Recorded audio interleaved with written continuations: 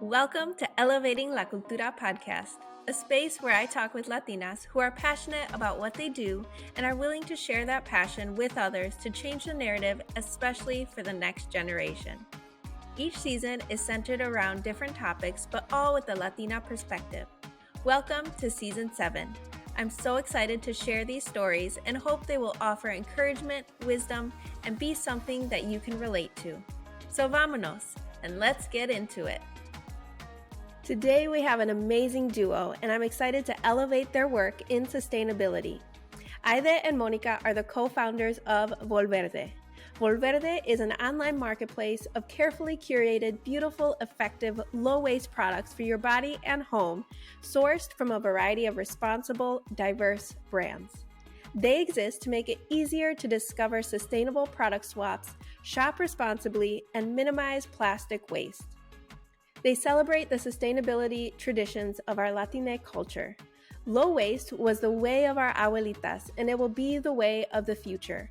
They're intentional in their focus on our Latine community, given our cultural connection to reuse and our disproportionate burden from plastic pollution, toxic products, and climate change. They are proud to say that over 90% of their products are sourced from women, Asian, Black, Brown, or indigenous-owned businesses.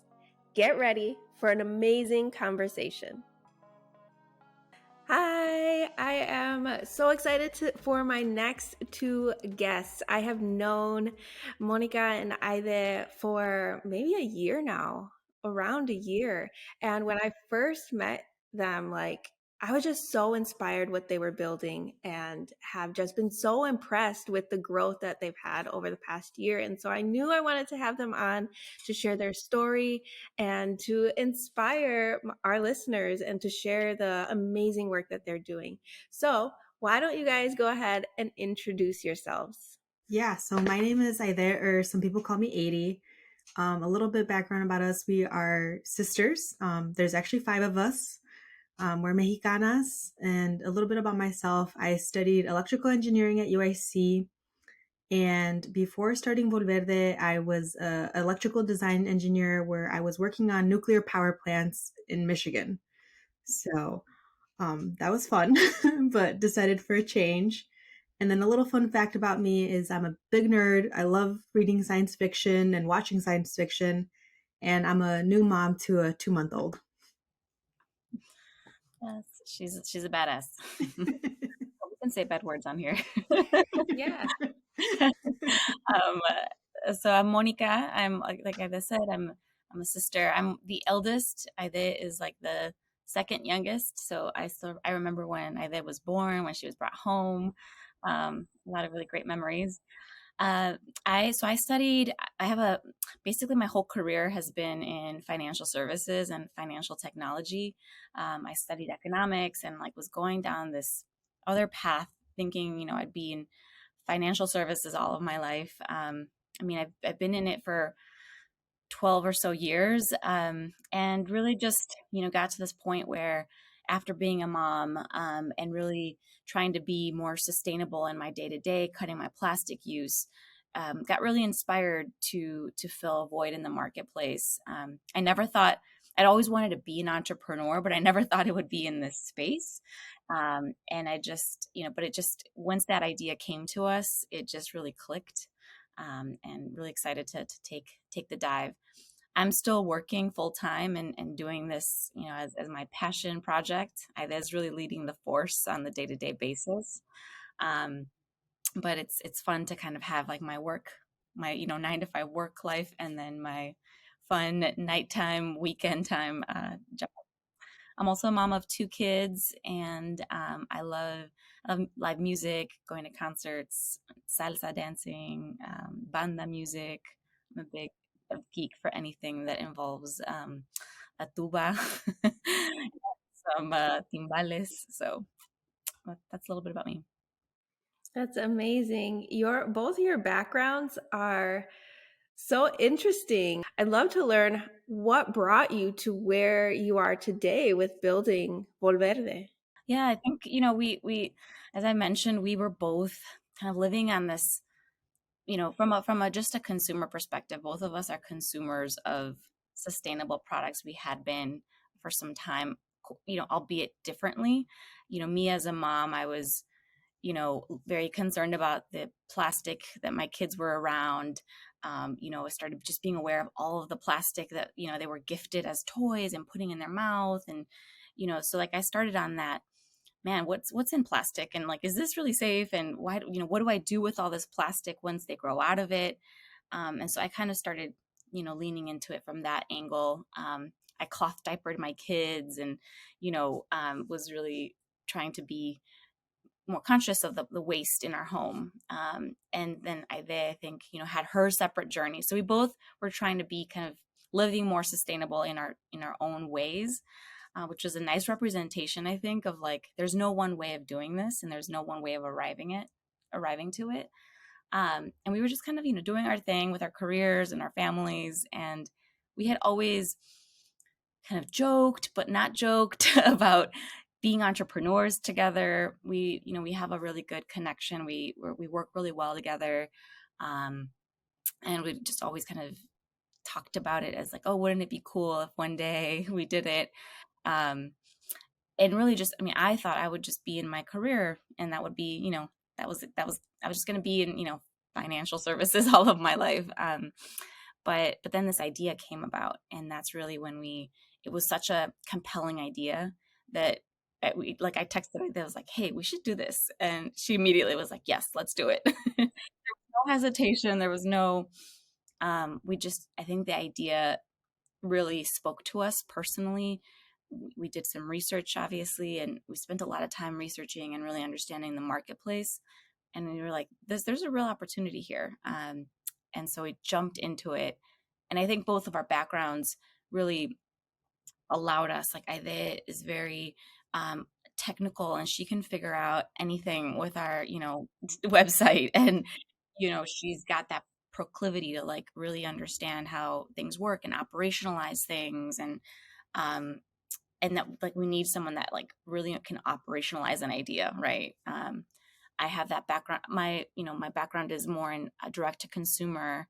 So I understand kind of like ads and thinking about the cost of acquisition and all of the things that you need to think about when you're talking directly to a customer and building a business around a customer, and the kind of the financial kind of aspects of that. So I think both of our skills just really came together really well. And here we are. Yeah. I also think like, I don't know, I think like a lot of us in the Latinx community, we grew up doing certain things. Like I know like all over social media, you always see like the little like butter tin cookie that when you open it, it has like needle and threads. Like so many of us have that experience, or like, finding salsas in your, plastic containers. Or I think the one I remember a lot is like our grocery bags, like the plastic grocery bags. Like, yeah, we use them for like the garbage in the bathroom, but I also remember using them as shower caps a lot of times. I don't know. We never had shower caps. Like that wasn't a thing. Like, and so I think we always had this innate, like, we always were practicing these sustainable things and never really used the word sustainable in our house or zero waste. And so I think that we really saw that, oh my God, there's so many people in our community who are already doing this, and there's no one really creating a space for us here. And so I think that all these kind of experiences really led us to creating Volverde, because we saw that, we wanted to create something that was curated specifically for us and had products that, that were peltre or made, with agave, and that kind of spoke to us more. So I think that also kind of adds to why we decided to start Volverde as well. From that first text message, how has it evolved and grown into what it is today? Because I know that you have a lot of partnerships, and you, over the past maybe year that I've known you, you have just grown in your marketing, you've grown in your visibility and your storytelling as well. And so I think a lot of times, like as the consumer and as someone who is like watching on social media, we think like, oh, well, they just did it and it has boomed from like nothing. And I'd love for you to talk about the journey from that first text message to today. Yeah, I mean, there was so much that went into it, and there's still so much that goes into it behind the scenes. If it feels seamless, that's amazing. I hope that that's a sign that we're doing something right. It definitely does not feel seamless behind the scenes still. We're first time entrepreneurs, right? Like, even though some of this stuff we've, tap into some professional experience or whatnot, but it is such a different ball game doing it yourself and doing it with like one and a half people. um, so I think, I would say we started, I mean, I think again, very much our styles, like we just dove into first, like understanding this market space, the space. We did a lot of research. We easily spent about a year before we launched doing research, trialing out all the products. And the research was really understanding like who who is it that we're trying to speak to? What are they? Where are they currently shopping? Who are our competitors? Who are our indirect competitors? Um, and really just trying to understand that landscape, because I think it was really important for us to, we didn't want to just launch another X, right? We wanted to launch something with a point of view and really have that customer in mind. And we see ourselves as the customers, but it was important for us to also just kind of ground ourselves in the broader research. And as we did that, that gave us a lot more confidence, like, hey, we're onto something here, right? Latinos, we're a powerful demographic. We've got a $2 trillion, our buying power is valued at $2 trillion, right? And so people trying to create a small business, we're like, even if we have a really small fraction of that, we'll be good. Right? And there's that sense of like, oh, no one's going to pay, you know, $10 for an agave, sponge. I'd love to dig into that, later on in this, but like, we really disproved that in seeing how powerful our community is. And that was all really important, because when you come out with a brand with that point of view, with a, really that's what we were coming out with, a new brand with a point of view, with something to say about the intersection of sustainability, cultura, and Latinos. And we really needed to come out with that confidence that no, there's a space for people like us, people that will spend more on something that avoids plastic, that is made responsibly, that supports, ethical production, and other small businesses. Had we not done all of that, I think it would have been very easy to kind of waffle a little bit in the beginning. And so then, at that point, now we really focus. We try to be really intentional, and just, what is the story we're trying to say? We're not just trying to sell things. It's not about selling products. It's about telling the stories of the products that we've come to love and that we use, and what's behind them, and the people behind them, and the communities behind them. And the selling is kind of like the aftermath of that. Yeah, and I would also say even like us choosing our name took us like 6, 7 months alone, because we really wanted to be intentional about our name, and we wanted it to represent, our cultura. And, I think our name really speaks to what we're all about. Our name is Volverde, and it's a combination of the words volver and verde. So it's like returning to like green, right? Returning to our roots. And it's something that our ancestors have always, practiced sustainability. And again, they didn't use the word zero waste. And so I think that something we always say is like, we're not discovering sustainability.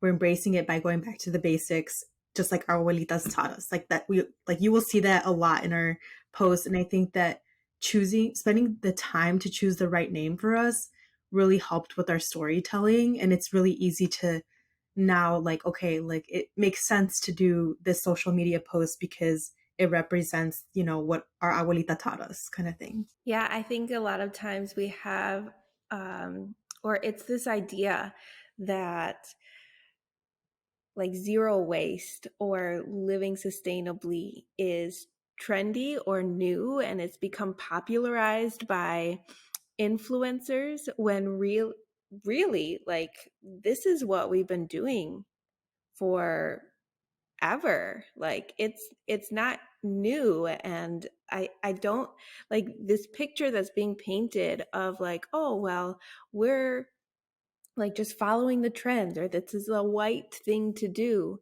when really that's not the case. And so I love that you are incorporating your own story and storytelling into your business. I am a firm believer that stories are powerful, and the more that you can connect with your consumer or the people that you are wanting to connect with through storytelling, that's where the impact is going to be. And that's where you're going to really not just create a product, but create a movement.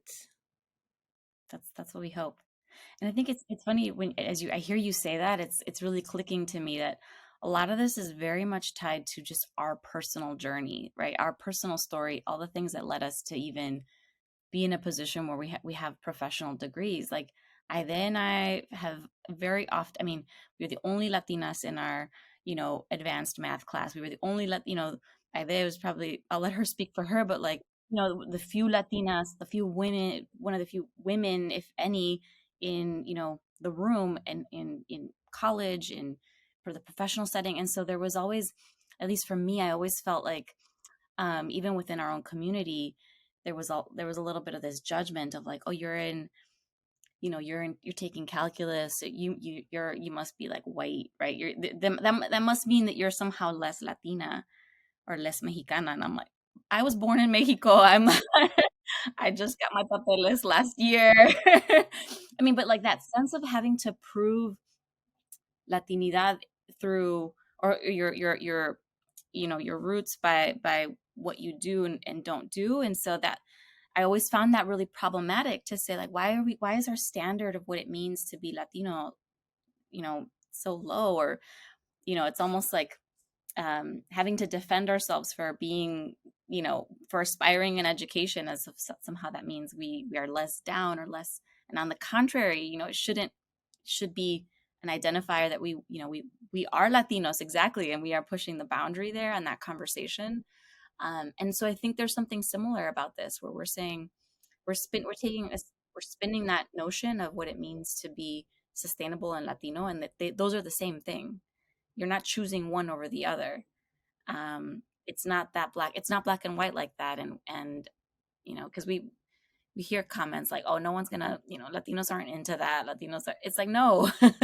Yeah, there's so many people who are like, I think, Yeah. like, sorry to cut you off, Monica, Oh, but go like, ahead, I go ahead. think it's been so inspiring seeing so many people reach out to us. Like, this is exactly what I've been looking for. Like, we really wanted that space for ourselves because there's so many Latino people out there, and like, not even just Latino, like minorities in general, who have said like, we need this space. We want to know the BIPOC brands out there that, are aligned with, clean ingredients. And so we are definitely seeing the need out there because, like you mentioned, right now it's a very white space, whether that's intentional or not. But it's we're happy that we're seeing people react positively. For sure. I think when I first heard about your brand and your company, I was like, why isn't like why isn't there something like this already? Like this is amazing. This makes it easy, like buying and shopping easy when all the brands are kind of like in one space. And it's like, one thing I do not like is doing research and having to like look up stuff. Like, that is like, I don't do it. I ask my husband to do the research for our business and like all the things. And so when there is something that takes that research off of me, I'm like, this is perfect. Like, I'm just gonna take all of what they're putting out there, and like it's less work for busy people. So I think you really have tapped into that space and are doing something valuable for the community and also for all of these other entrepreneurs who are wanting to be like known and don't have the capacity because of these like preconceived notions, or they don't have the network or the capital to be pouring into a lot of marketing. So I think what you're doing is amazing. I'd love to go back on what you said, the buying power that Latinos have. I've heard a lot of times that like, oh, well, if it's Mexican, like why is it so expensive? And it's insulting, honestly. And it's like, oh, well, like I've heard comments like, oh, well, I can get that cheaper somewhere else. And I'm like, okay, well, that's that's rude. And it's really like, where did that mindset come from? Um, so I'd love for you to talk about your experience with that and how we can, as a collective, as a community, continue to work towards educating and combating this like cheap mindset when it comes to Latinx products. Yeah, this is such a good topic. And I would say, I think giving credit where credit is due, Sandra Velasquez from Nopalera has done an awesome job of like furthering this, this discussion as in our community, right? Where people will balk at paying $12 for her soap. And I think so like we're kind of writing on that conversation really that, yes, like since when does something being made by Latino or Mexican hands now somehow has to mean it's got to be cheap, right, or less costly, right? But yet we're willing to spend $300 on Jordans, right? Or like, and so there's this disconnect within our community where if we ourselves are not valuing the artisanship, the value in our own community, then like no one else will. But I think that like a lot of that is just noise. There are people that will react that way, and they should go on a they should self-reflect a little, and it's kind of unfortunate to see that, and those comments can tend to out disproportionately like change the conversation. But like I just said, we've connected with so many others that don't see things that way, and look, we are not building something for everyone. We're targeting a specific consumer that does value this, that is willing to pay. And it's not about paying more just because because we're trying to be greedy over here. It's really about to think about like that sponge, to compensate the artisan fairly, so that they don't over harvest their agave, so that they are treating that raw material responsibly, so that they can pay their employees fairly. A lot of these are actually cooperatives where all of them own, the artisans are, it's not just like this owner and the employees, they all own it. And so it's multiple families. There's 10 different steps that get involved in making this one sponge, right? And so, and then now then you're talking, how do you get that sponge to the US, right? How to get it to us, right? We're small, they're small. So there's a lot that goes into it, and it's about paying for that value.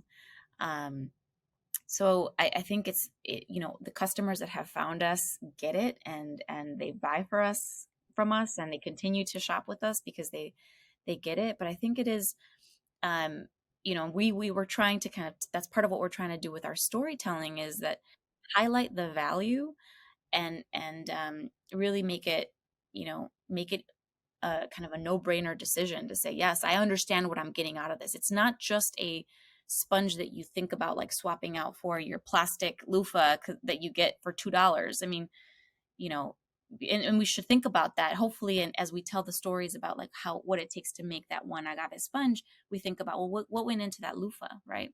What went into getting that loofah here to the CVS, right? And in general, I think the problem isn't necessarily that our prices are too high, but it's that plastic is too cheap.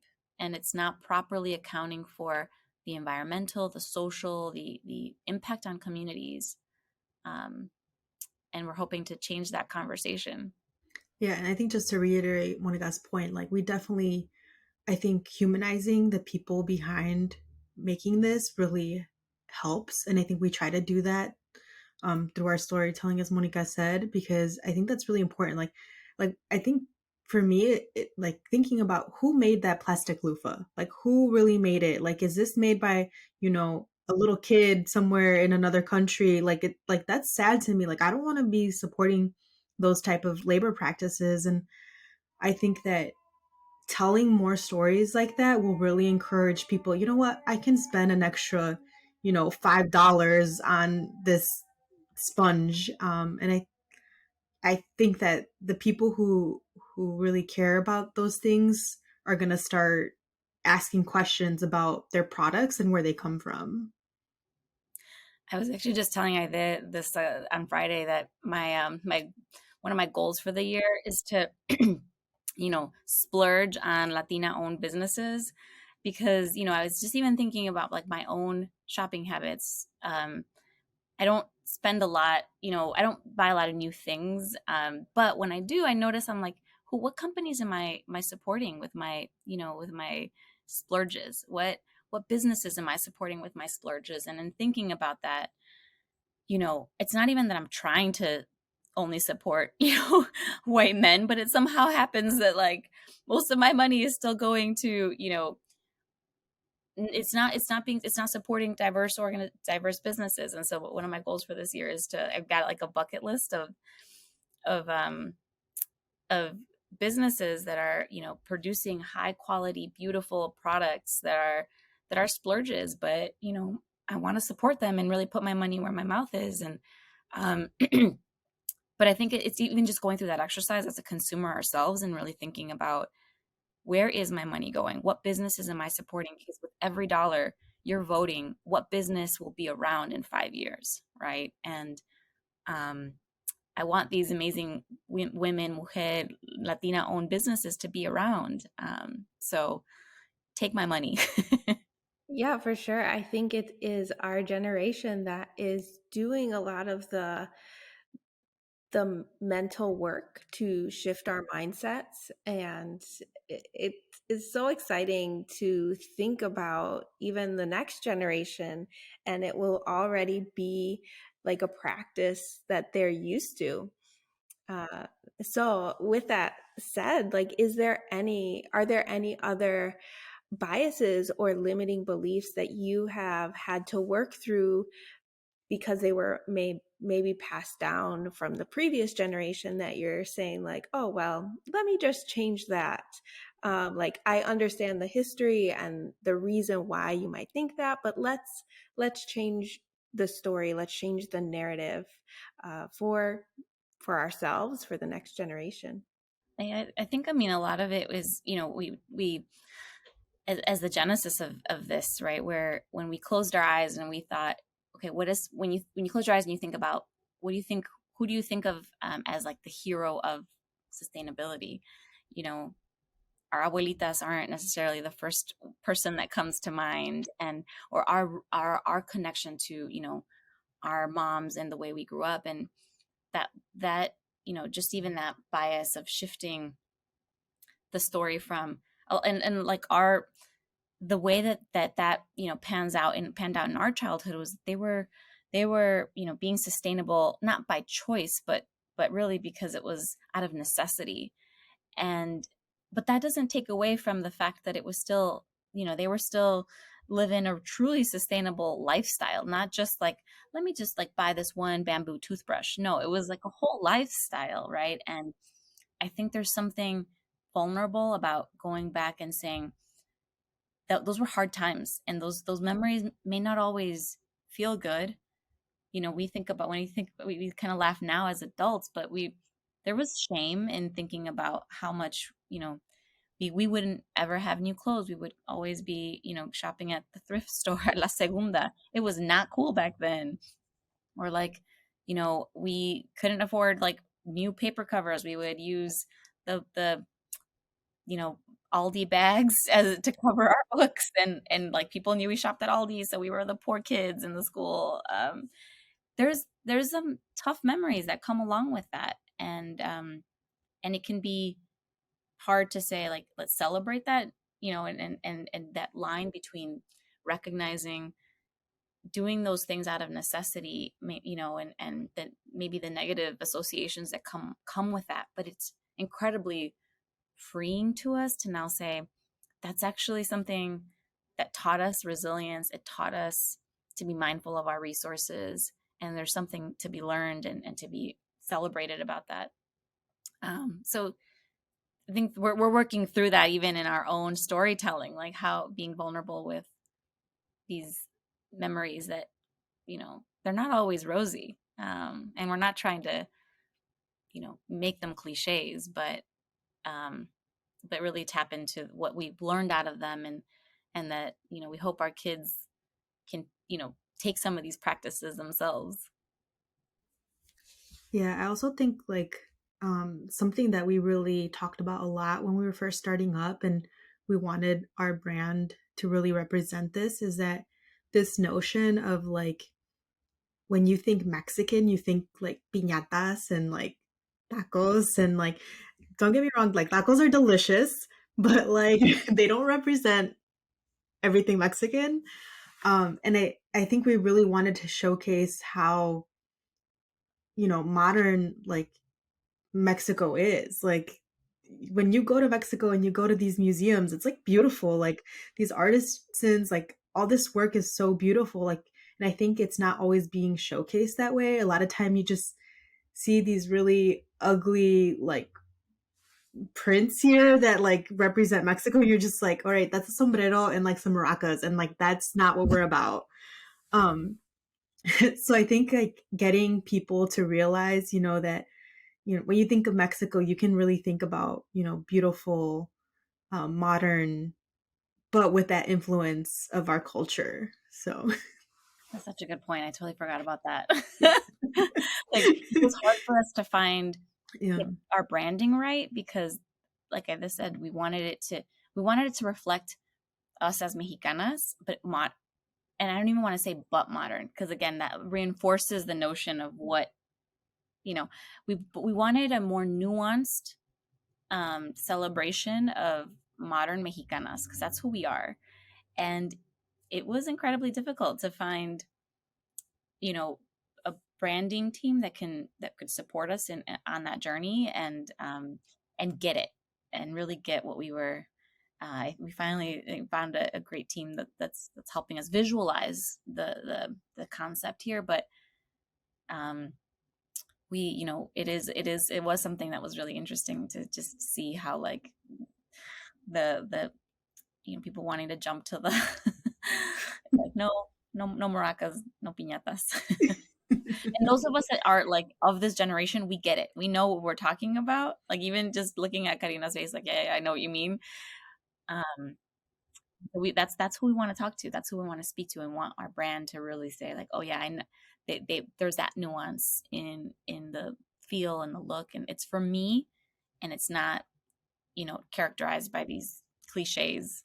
I always think it's so interesting when people are like, oh, well, like you said, Mexican, but modern. Mm-hmm. Because when you go to Mexico and you see these color palettes and you see the art and the architecture, like it is already like It's there. like someone went over to Mexico and then said it's trendy, Right. and like then people are like, oh, Mm-hmm. well, I didn't know that, or Right. they thought that they discovered it.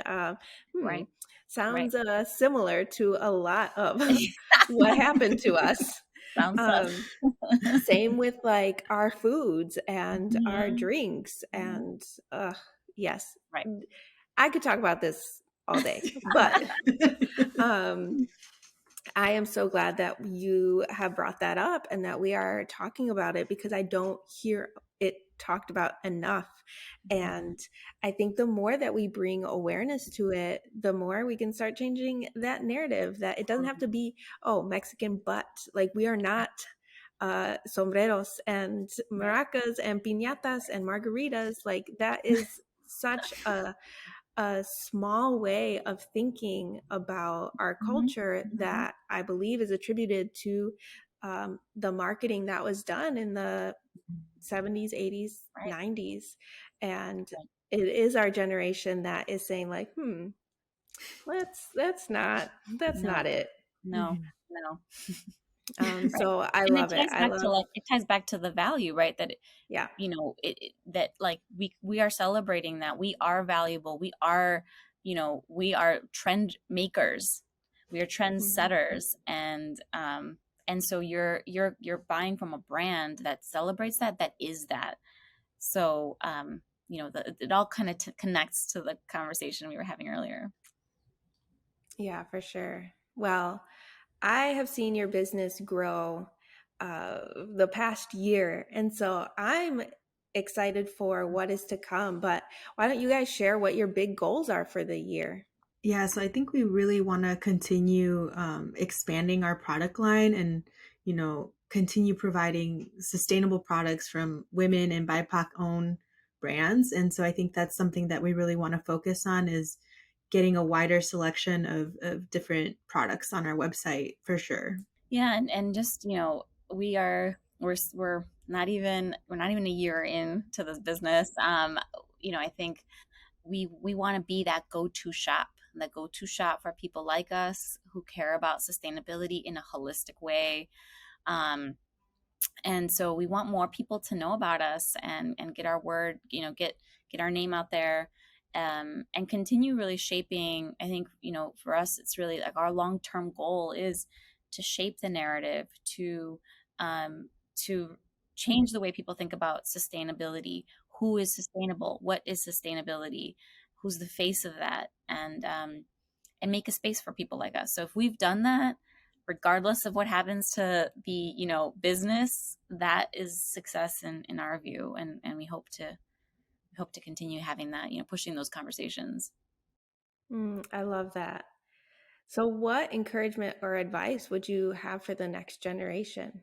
So I think, as I mentioned, studied engineering, and so my job, like Monica mentioned, I've always was the only woman in a lot of places that I worked, and I was always the only Latina.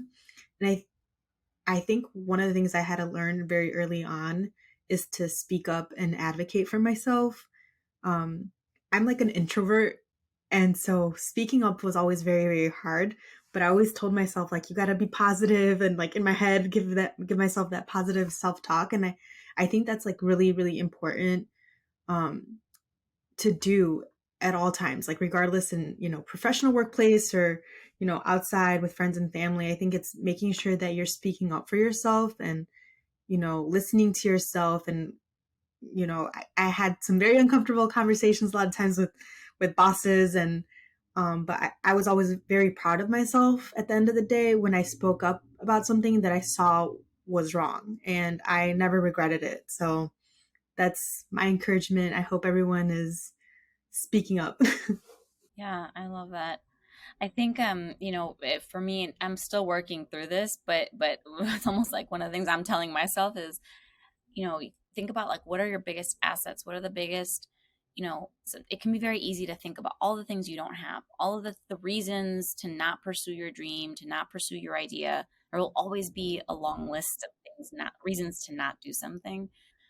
But when for me, it's been really a game changer to think about, what do I have? What are my assets? What are the things I can lean on to make this happen? And honestly, like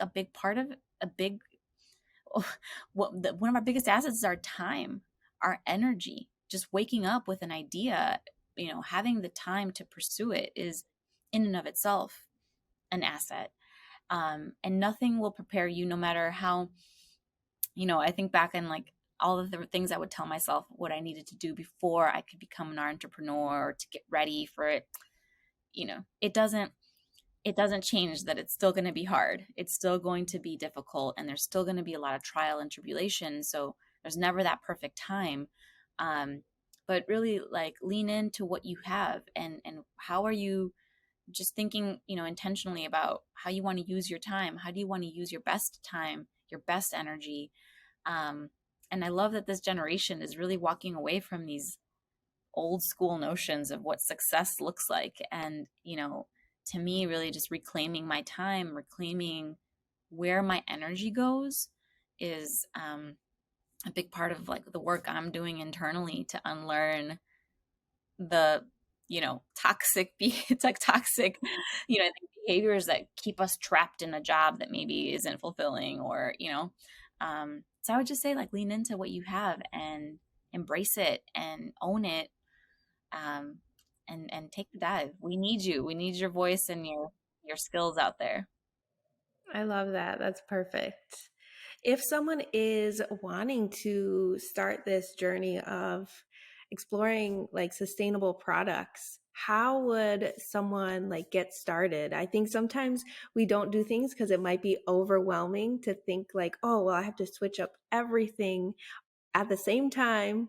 But what are some like easy steps for someone who hasn't thought about the products in their house, but wants to? Like, what would be the first thing that they could start implementing?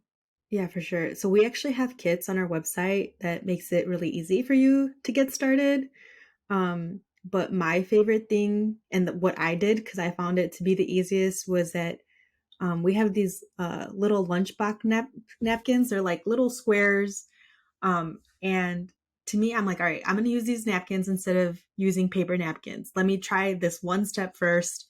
And that was probably the easiest thing for me to do because I just throw them in with our regular laundry. So I'm not really doing anything different, but I'm saving money because I no longer have to buy paper napkins. So that was my first step. And I just kind of took it from there little by little. And it's okay. Like you can take your time. And if this is the only one thing that you can do, like I think that's a win. So Yeah, for sure.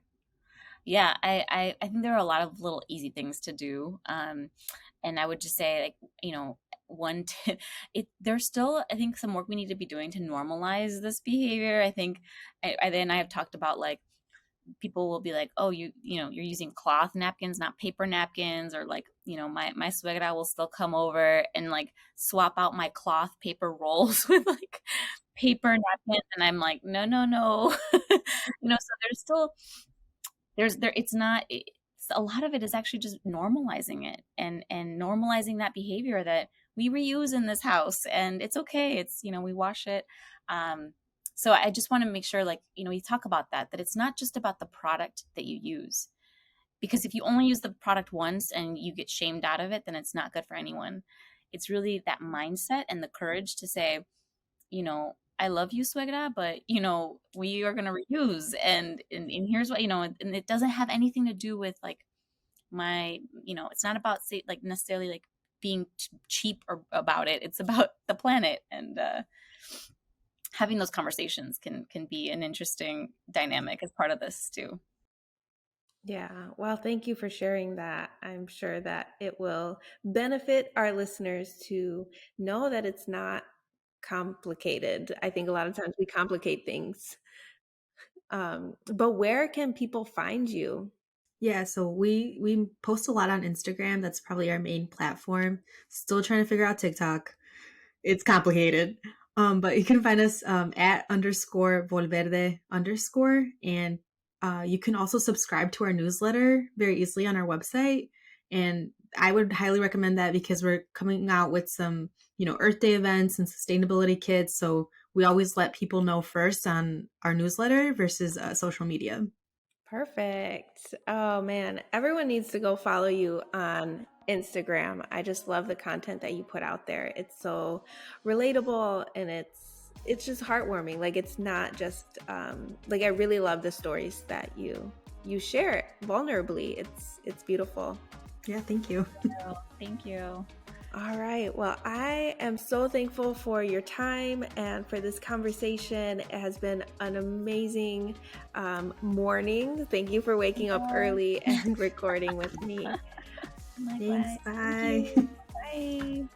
I hope that we can all feel encouraged to be intentional with our buying power and to think about the businesses we support.